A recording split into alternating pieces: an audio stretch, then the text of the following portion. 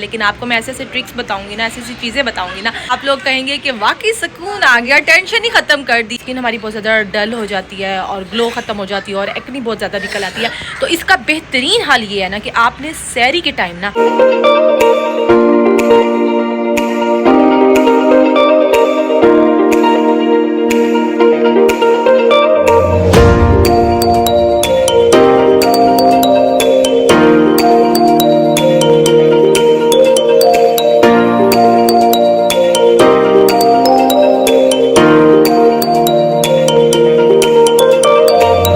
अस्सलाम वालेकुम everyone, welcome to my YouTube channel and welcome to another vlog. कैसे हैं आप सब लोग? उम्मीद करती हूँ कि आप सब लोग ठीक ठाक होंगे। गाइस मैं भी ठीक हूँ अब, शुक्र अल्हम्दुलिल्लाह।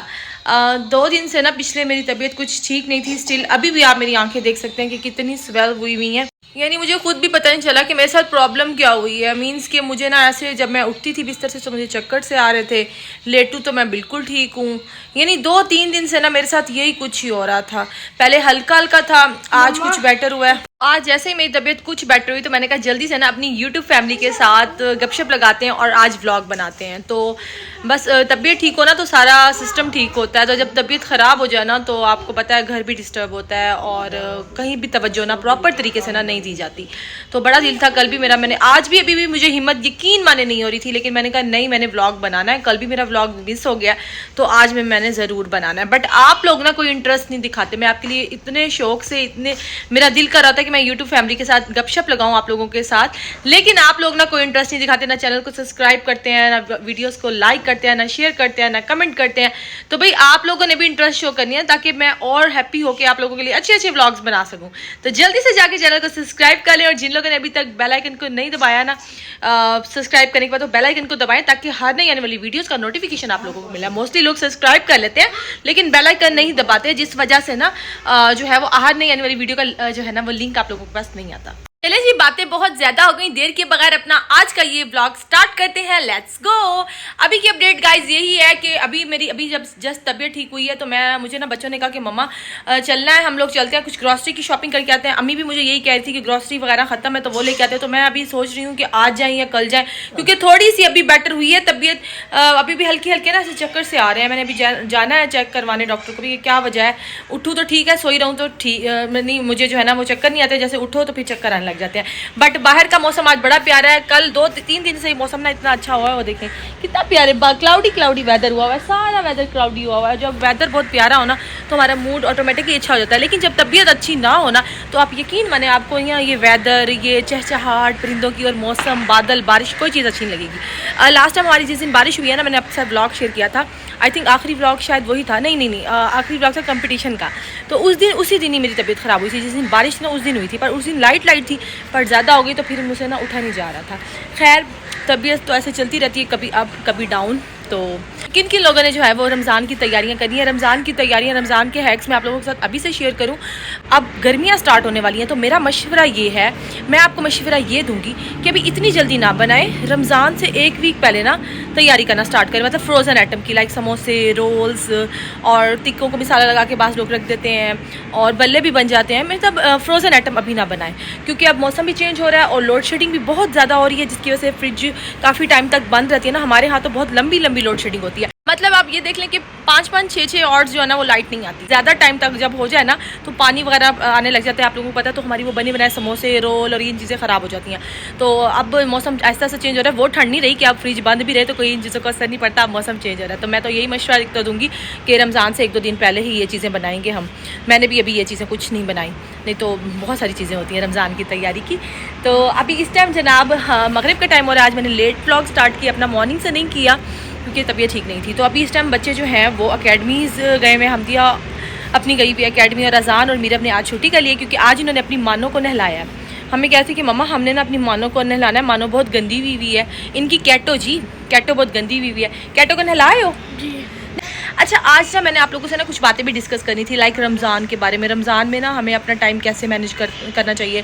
मींस के बहुत सारी हाउसवाइफ भी मुझे देख रही होंगी, बहुत सारी वर्किंग वूमेंस भी मुझे देख रही होंगी कि हम लोग जब जो है जॉब्स वाली लेडीज़ हैं, जब वो जाती हैं मीन्स अपनी अपनी जॉब्स पर जाती हैं तो सहरी, अफ्तारी, ऐसे ऐसे ट्रिक्स मैं आप लोगों को बताऊं, इस पर मुझे ना कमेंट्स करिएगा कि आपका टाइम भी सेव रहे, और किस तरह हम अपने रमज़ान के एक मंथ को किस तरह से अच्छे तरीके से मैनेज कर सकते हैं। हम नमाज पर, इबादत पर भी अपना टाइम कॉन्सनट्रेट करें, और सहरी और अफ्तारी के लिए अच्छी अच्छी डिशेज़ भी बनाएं, और अदर एक्टिविटीज़ भी करें, वेट ना गेन हो तो हम अपने आप को फिट भी रखें। मीन्स इस तरह की अच्छी अच्छी चीज़ें अगर आप लोग देखना चाहते हैं ना, तो आप लोगों ने मुझे कमेंट्स करना है, हम उसके अकॉर्डिंग ना अच्छे अच्छे जो है ना वो वीडियोज़ और कंटेंट ब्लॉग बनाएंगे, कंटेंटेड, ठीक है। तो इसलिए मैंने आप लोगों से एक मशवरा भी लेना था कि किस तरह के आप लोग रमज़ान में रमज़ान की डेली रूटीन, क्योंकि लास्ट ईयर मैंने रमज़ान की डेली रूटीन भी अपनी शेयर की थी। अगर आप लोगों ने नहीं देखा ना, जो न्यू सब्सक्राइबर है मेरे, तो वो लास्ट ईयर वाले मेरे रमज़ान के ब्लॉग्स देखें, रमज़ान की रूटीन मेरी कैसे थी। उस वाइफ तो बेचारियाँ नॉन स्टॉप जो होती हैं ना, वो 24 आवर जो है वो वर्क करती हैं, लेकिन जो है ना वो वर्किंग वुमेंस जो होती हैं उनको अपना वर्क भी मैनेज करना होता है। कोई टीचर होती हैं, कोई डिफरेंट जॉब्स करती हैं, बैंकर्स होती हैं। अगर तो उनके हैं हेल्पर्स जो उनके साथ हेल्प करवाते हैं तो फिर तो उनको सेटल हो जाती हैं, लेकिन अगर कोई हेल्पर नहीं होता तो फिर बड़ा मुश्किल होता है सब चीज़ों को हैंडल करना। लेकिन आपको मैं ऐसे ऐसे ट्रिक्स बताऊंगी ना, ऐसी ऐसी चीज़ें बताऊंगी ना, आप लोग कहेंगे कि वाकई सुकून आ गया, टेंशन ही ख़त्म कर दी। अच्छा, अभी मैं थोड़े थोड़े आप लोगों को टिप्स एंड ट्रिक्स बताऊँगी, पता नहीं क्या हो रहा है, ज़बान स्लिप हो रही है, कि जैसे हम रमज़ान में जो है फ्रूट चाट्स वगैरह बनाते हैं, हमारी डाइट भी अच्छी रहे और हमारा वेट भी रिड्यूस हो, ठीक है, और स्किन ग्लोइंग भी हो। क्योंकि रमज़ान में ना ऐसे होता है कि डिहाइड्रेशन भी हो जाती है, स्किन डल भी हो जाती है। तो लड़कियों को ये भी इशू होता है कि किसी को एक्नी बहुत ज़्यादा हो जाती है समोसे जो हैं, रोल्स खा खा के, तो वो एक्नी भी से कंट्रोल रहे, पानी भी ज़ाहिर सी बात है कम पिया जाता है, तो ये सब इश्यूज़ भी होते हैं। तो इन इश्यूज़ पे भी हम बात करेंगे, तो किस तरह से हम जो है ना वो इन सब चीज़ों से बच सकते हैं, और इबादत पर भी कॉन्सेंट्रेट करें, और स्किन भी बहुत अच्छी रहे, और ये सब चीज़ें, इन सब मैटर्स पर हम बात करेंगे वन बाय वन करके, ठीक है। सबसे पहले हम बात करते हैं अपनी स्किन के बारे में कर लेते हैं। स्किन हमारी बहुत ज़्यादा डल हो जाती है और ग्लो ख़त्म हो जाती है और एक्नी बहुत ज़्यादा निकल आती है। तो इसका बेहतरीन हाल ये है ना कि आपने सहरी के टाइम ना योगर्ट का बाउल ज़रूर लेना, ठीक है। जिनको अगर जो है मसला है, स्टमक का मसला है, तो वो इस्पागोल लें, ठीक है। इस्पागोल का 1 चम्मच अगर आप थोड़ी सी दही में मिला के खा लें तो बेटर है। अगर आप ऐसे खा लें, ऊपर पानी पी लें, तब भी बेटर है। तो इस्पागोल आप ज़रूर इस्तेमाल करिएगा। आपको पूरे आप रमज़ान में समोसे खाएं, पकोड़े खाएं, रोल खाएं, जो चीज़ें खाएं, आपको दाने नहीं निकलेंगे। और दही का इस्तेमाल सहरी में ज़रूर करिएगा। अगर दही नहीं लेना चाहते तो आप लस्सी ज़रूर लें, ठीक है। एग से अवॉइड करें, जिनको बहुत ज़्यादा दाने निकलते हैं वो एग ना लें। एग लेने से ना, ये मेरे टेस्टेड अप्लाई किए हुए एक्सपीरियंस के टोटके हैं जो आप लड़कियों के लिए, मैं अपनी बहनों के लिए मैं जो है वो दे रही हूँ। तो अगर पसंद आए वीडियो तो इसको लाइक ज़्यादा से ज़्यादा करना और इनको अप्लाई करिएगा, इन पर इम्प्लीमेंट करिएगा, और फिर मुझे आपने बताना है कि आया आपने सही कहा था। तो बिल्कुल ठीक मैं आपको बता रही हूँ। तो दाने वगैरह आपके नहीं होने वाले। आपने योगर्ट बहुत ज़्यादा लेनी है, लस्सी ले लीजिएगा। लेकिन लस्सी साथ, मेरे साथ इस तरह होता है गाइस, पता नहीं आप लोगों के साथ होता है कि नहीं होता, कि मैं जब लस्सी लेती हूँ ना तो मुझे इतनी कोई बैठ होती है, बार बार दिल करता है पानी पानी पानी। तो मेरा लस्सी का एक्सपीरियंस ना मेरे साथ ख़राब है। अब आप लोगों ने कमेंट्स में बताना है कि आया आपका लस्सी का एक्सपीरियंस ठीक है सहरी में। तो सहरी में मैं अगर लस्सी ले लूँ ना तो सारा दिन मुझे ना बैठ रहेगी, मेरा गला बहुत ज़्यादा खुश्क रहेगा, तो मैं लस्सी नहीं लेती। मौसम बड़ा खूबसूरत है, लाइक ये देखिए बादल ही बादल है, कितना प्यारा मौसम हुआ हुआ है। तो मेरा दिल किया कि मैं बाहर आके आप लोगों के साथ ना गुफ्तगू करूँ।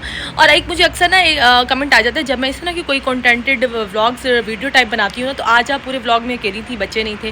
तो बच्चे व्लॉग्स को मैं, अगर आप लोग लाइक करते हैं तो मैं हर व्लॉग में ले आऊँगी। मुझे लगता है कि जब हम इंपॉर्टेंट इश्यूज़ पे बात कर रहे होते हैं ना, तो हमें खुद से ही आप सामने होकर बातें करनी पड़ती हैं। बच्चे स्टडी है, बच्चों के एग्ज़ाम्स करीब आ रहे हैं, लाइक हमदिया के 9th के एग्ज़ाम अब बिल्कुल करीब है। तो इस वजह से मैं उसकी स्टडी को पहले प्रायोरिटी देती हूँ कि अकेडमी जाओ, अपना पढ़ो। तो उसको मैं खुद थोड़ा सा व्लॉग से ना दूर रखती हूँ कि बच्चे जो है ना वो स्टडी पे रहें। और अजान एंड मीरब ये लोग तो आते रहते हैं व्लॉग्स में, छोटे हैं, ये अजान फ्री हो चुका है और मीरब के जस्ट अभी पेपर अभी भी उसके आने वाले हैं। तो इस वजह से बच्चे जो है ना वो अभी फुल कंट्रीब्यूट नहीं कर सकते व्लॉग में। तो ये वजह भी है। मैंने कहा ये पॉइंट भी मैं ना ज़रा क्लियर कर लूँ, मुझे कमेंट आया था। और उनका जो है ना बाइक वाला व्लॉग, ट्रैवलिंग व्लॉग, वो भी इंशाल्लाह ज़रूर हम करेंगे। मुझे बार बार कमेंट आ रहा था, लेकिन इनके एग्ज़ाम्स हो जाएं तो फिर इंशाल्लाह। अच्छा जी, बढ़ते हैं अपने टॉपिक की तरफ। फर्स्ट वाला इशू तो हमारा क्लियर हो गया एक्नी का, ठीक है। अब हमने बात की थी कि हमारी स्किन ग्लोइंग भी रहे, हाइड्रेटेड भी रहे और पानी की कमी ना हो। तो इसके लिए हम रमज़ान में क्या करें, ये क्वेश्चन भी बनता है ना ये क्वेश्चन। तो कहते हैं कि पानी बहुत ज़्यादा पियो, स्किन डिहाइड्रेटेड नहीं होगी, ग्लोइंग होगी। अब कितना पानी पिए? अगर पानी ज़्यादा पी लें, फॉर एग्जांपल किस तरह पानी को मैनेज करें? फिर और चीज़ें खाई नहीं जाती।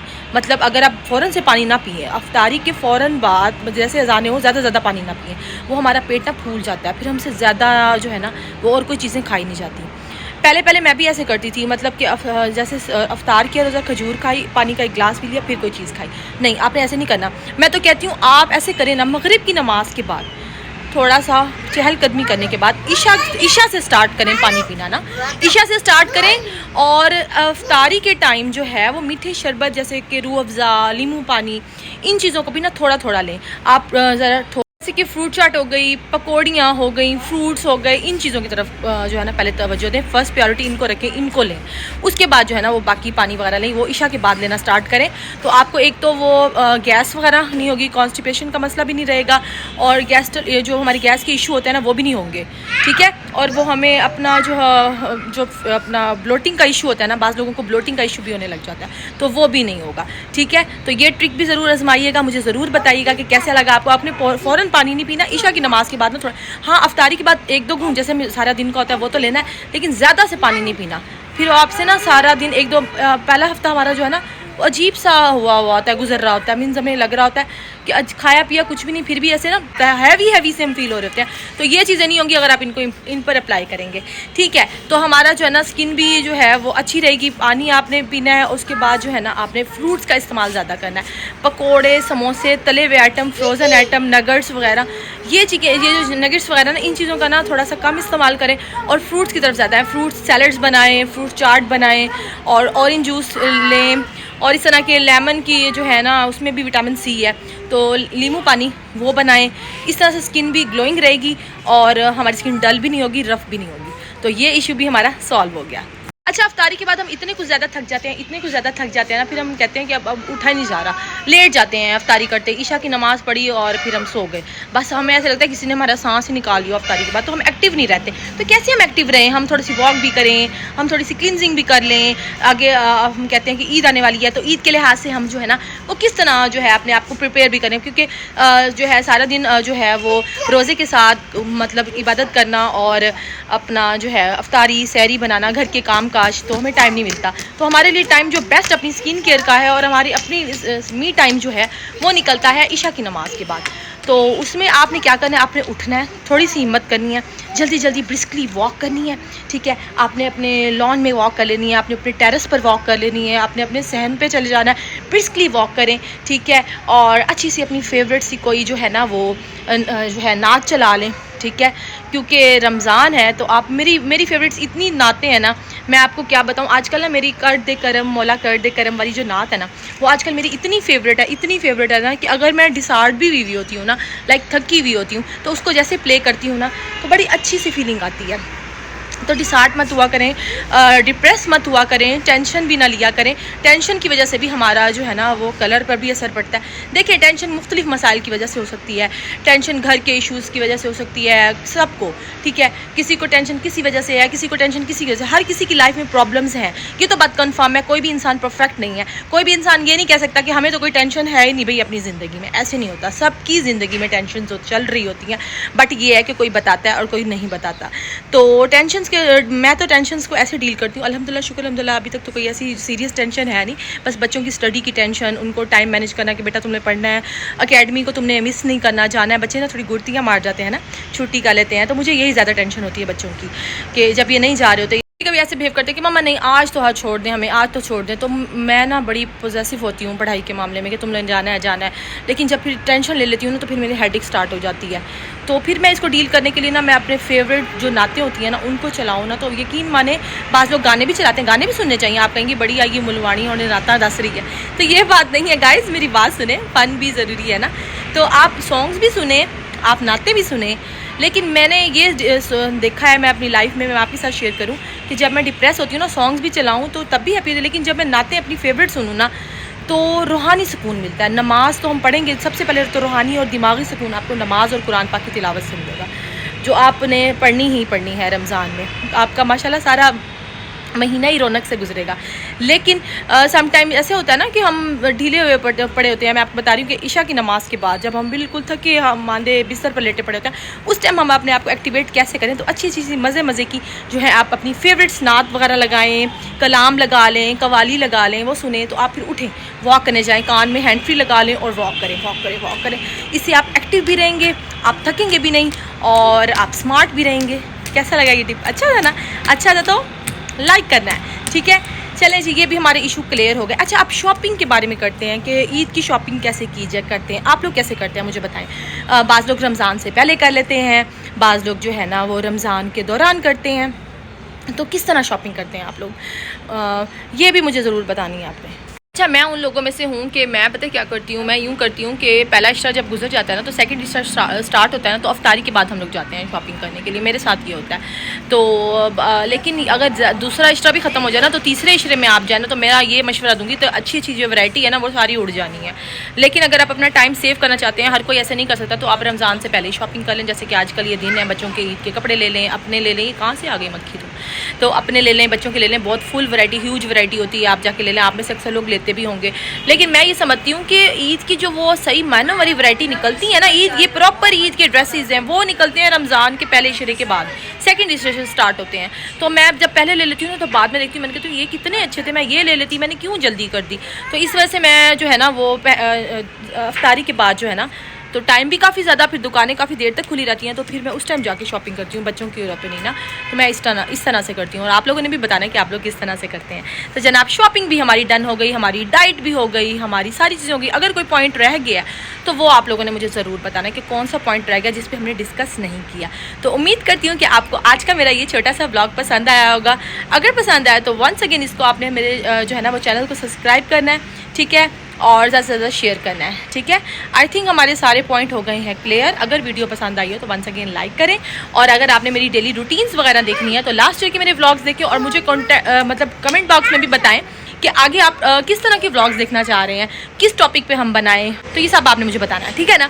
तो इंशाल्लाह मिलूंगी अपने नेक्स्ट व्लॉग में। बस आप लोगों ने मेरी दुआ करनी है कि मेरी ये जो चक्कर वाली है ना, थोड़ी थोड़ी देर बाद जो मुझे आ रहे हैं, ये ख़त्म हो जाए जल्दी से, ताकि मैं डेली रूटीन पे व्लॉग बना सकूँ, ठीक है जी। मिलती हूँ अपने नेक्स्ट व्लॉग में, तब तक के लिए अल्लाह हाफिज़।